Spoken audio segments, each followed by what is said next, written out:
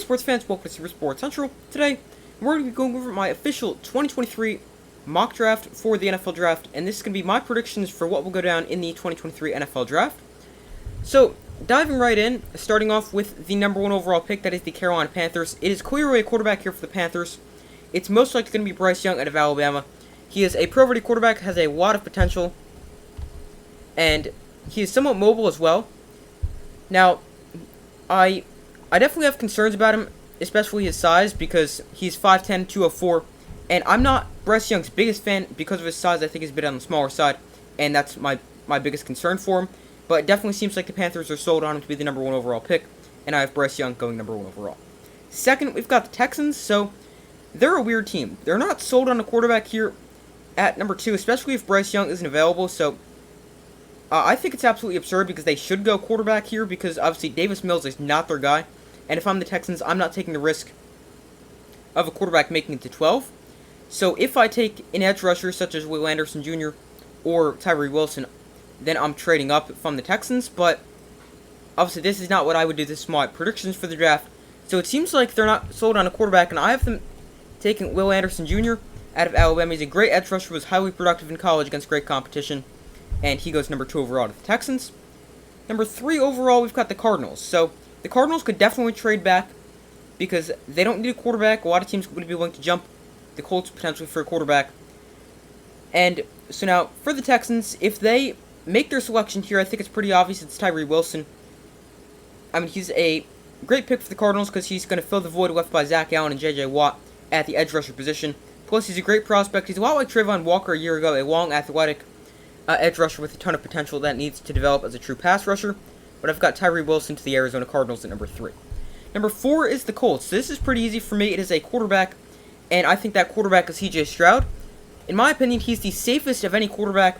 He has good ball placement, got good size for a quarterback, was very productive in college, and I think the Colts select their franchise quarterback here at number 4 overall. Now, I could see them taking a chance on either Anthony Richardson or Will Levis, but I have them going the safer route with, in my opinion, the safest quarterback of the class in C.J. Stroud. 5th, and the Seahawks, so they've got some flexibility with this pick. They could go Jalen Carter, they could go corner, they could go quarterback, such as Anthony Richardson, and let him sit behind Geno Smith for a year or two and develop. But I'm going to go with the first option there in defensive lineman, Jalen Carter from Georgia. He might be the best player in the draft. He might be the best player from the 2021 Georgia defensive line, which had several first-round draft picks such as Jordan Davis, Trayvon Walker, and Devontae Wyatt, as well as others. So, now there is off-field concerns to go along with Jalen Carter, but when he's a football player, he is a tremendous prospect. In fact, he's arguably the best player in the draft, and I have the Seahawks boosting their defensive line with Jalen Carter at number 5. Number 6 overall, we've got the Lions, so they need to address their defense desperately, and I have them going with the corner here. Their options are a bit limited after Will Anderson and Tyree Wilson are off the board. So I said I would go corner, and now it comes down to Devin Witherspoon or Christian Gonzalez. Both are great prospects, but I have Witherspoon to the Lions at number 6 overall. He's a bit smaller at only 181 pounds, but he plays a lot bigger. He's outstanding in coverage, and he's also a very good run defender and tackler for corner. And Devin Witherspoon is the first corner off the board, and he goes to the Lions at number 6. Number 7, we've got the Raiders.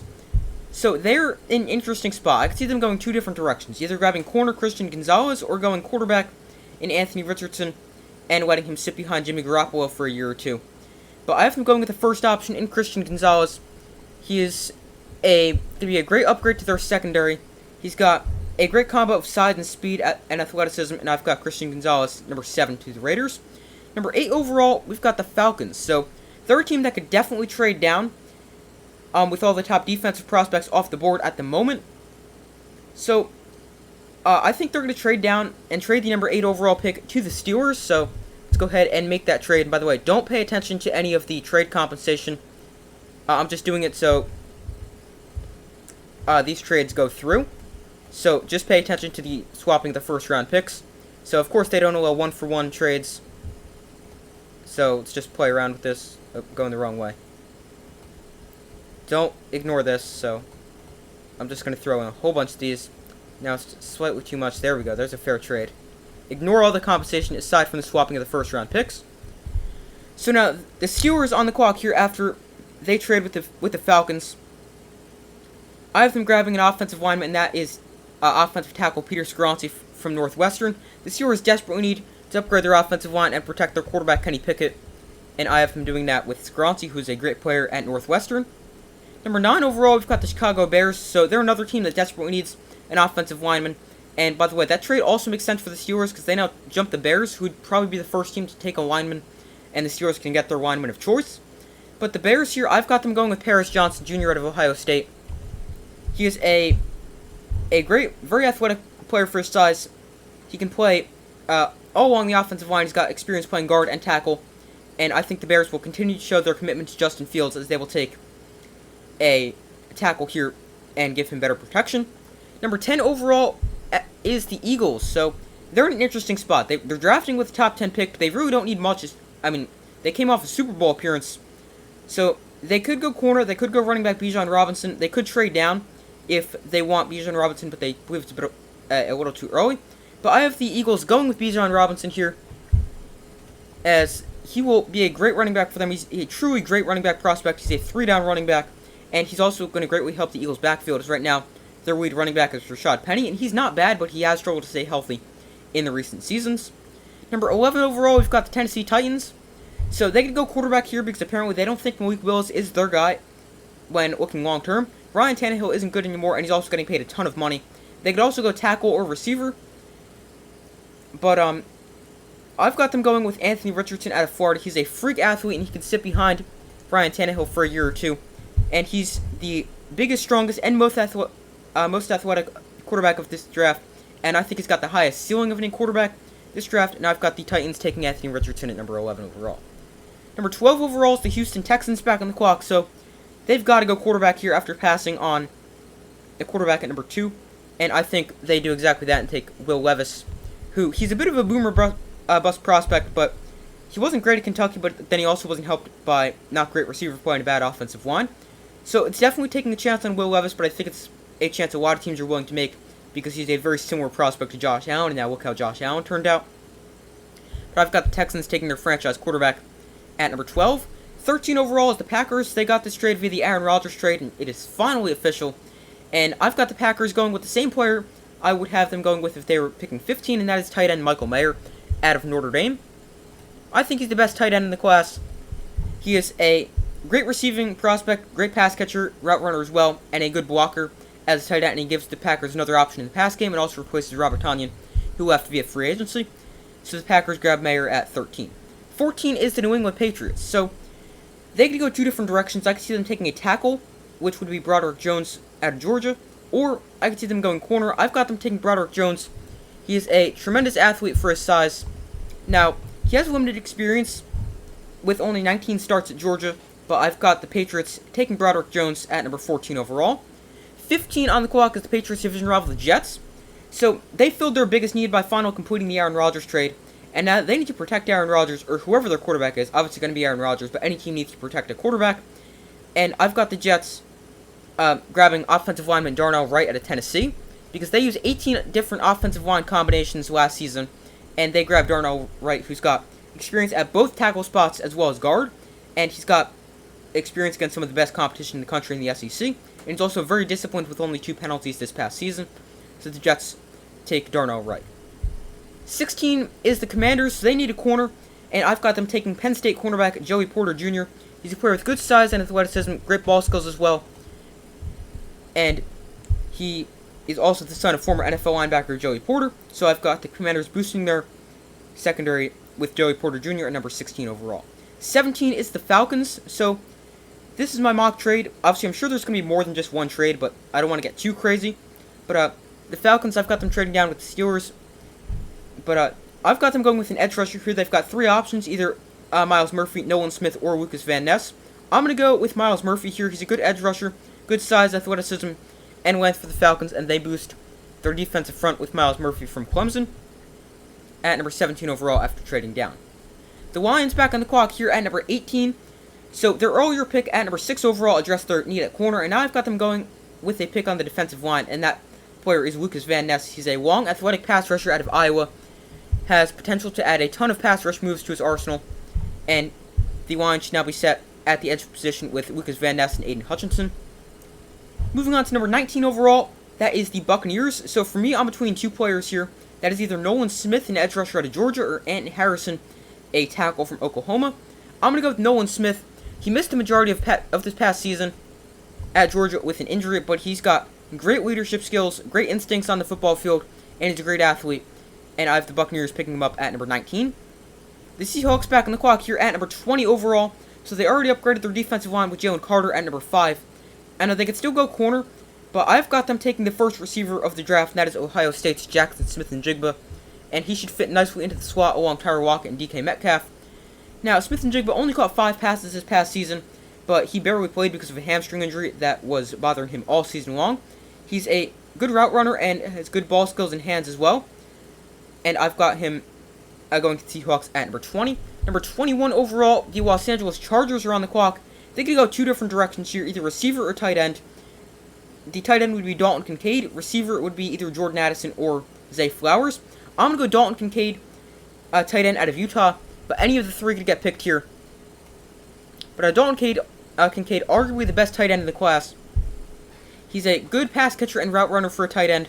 And the Chargers add another offensive weapon and another weapon for Justin Herbert. At number 22, that is the Ravens. So, the Ravens, I could see them making a trade and jumping up for a quarterback, because if they consider trading away Lamar Jackson, that would be a insanely chaotic move by the Ravens. Now, I don't have that level of chaos this mock draft, but if the Ravens do want to keep Lamar Jackson, they've got to keep him happy, so why not go get a great route-running wide receiver with also great run-after-catch ability in Jordan Addison. They could also go corner in Deonte Banks, but I've got them going with Jordan Addison, arguably the best receiver in the class. At number 23 overall, that is the Minnesota Vikings. So their defense needs help, there's no question about that. There's been rumors about potentially Hendon Hooker going the first round and going to the Vikings. But with Deonte Banks still on the board here and available, I've got the Vikings getting their secondary some much needed help, as they will grab Deonte Banks, who's a physical corner on the outside with good size and athleticism. The Jaguars on the clock at 24. I've got them going do-it-all defensive back Brian Branch out of Alabama. He's a very versatile player. He can play in the safety, he can play in the slot. He's good against the run and good against the pass, has an insanely high football IQ, and the Jaguars upgrade their safety with a very versatile player. The Giants on the clock at number 25 overall, so they've got a tough decision to make. They could go offensive line or receiver. I've got them going offensive lineman in Osiris Torrance, who's a guard out of Florida. He's a good pass blocker and run blocker, and he's going to help the Giants fill their hole at left guard, but they could also go with the wide receiver. But the thing is with the Giants at receiver, they've got a bunch of good receivers, they just don't have that true number 1 wide receiver. But I've got the Giants improving the offensive line. Number 26 is the Cowboys. So the Cowboys are another team that could have drafted Osiris Torrance, but the Giants grabbed it with pick prior. Now the Cowboys, they could go corner or defensive lineman. I've got them going corner with Emmanuel Forbes out of Mississippi State. He is a long, fast, tremendous ball skills, and he had 14 interceptions in his career at Mississippi State. And he now is a second ball hawk in their secondary alongside Trayvon Diggs. 27 overall, that is the Buffalo Bills. So they're in an interesting spot here. They could go receiver, interior offensive line, or linebacker, but I've got the Bills adding a receiver in Zay Flowers out of Boston College. He's very dangerous with the ball in his hands, and has been very good in college despite not good quarterback play. And he's also been very productive. 28 overall, that is the Cincinnati Bengals. They need a tight end. I've got them taking Darnell Washington out of Georgia.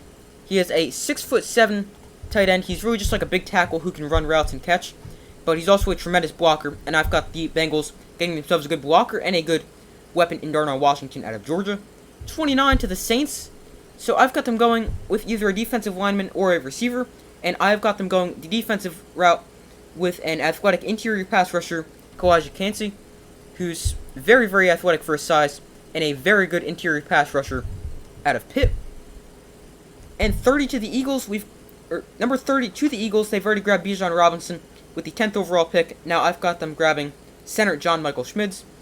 So he's a center. Now they do have Jason Kelsey, but he's not going to be around forever. In fact, he actually considered retirement this past offseason. So I've got them getting a perfect Jason Kelsey replacement with John Michael Schmitz from Minnesota. And the last pick of the first round, remember, there's only 31 picks because the Dolphins lost their pick. But that is the Kansas City Chiefs pick. And I've got them taking wide receiver Quentin Johnston out of TCU to give Patrick Mahomes another very good weapon. So Johnson, he's 6'3", has good speed for his size, good athleticism as well. Now, he isn't a great route runner, and despite his size at 6'3", he's not a great contested catch guy. But I've got the Chiefs picking him up with the final pick of the first round. So that is my official mock draft. That is what I think will happen in the 2023 NFL draft. Thank you guys for watching. Let me know in the comments who you want your favorite team to draft, if you think you agree with my mock draft, disagree, and why. If there's any picks you disagree with, I'm sure there's going to be some. Let me know in the comments below. I'd love to hear your thoughts. But I thank you guys for watching. Make sure to like, subscribe, comment, turn on notifications. I do my best to post as often as possible, and I will see you in the next video.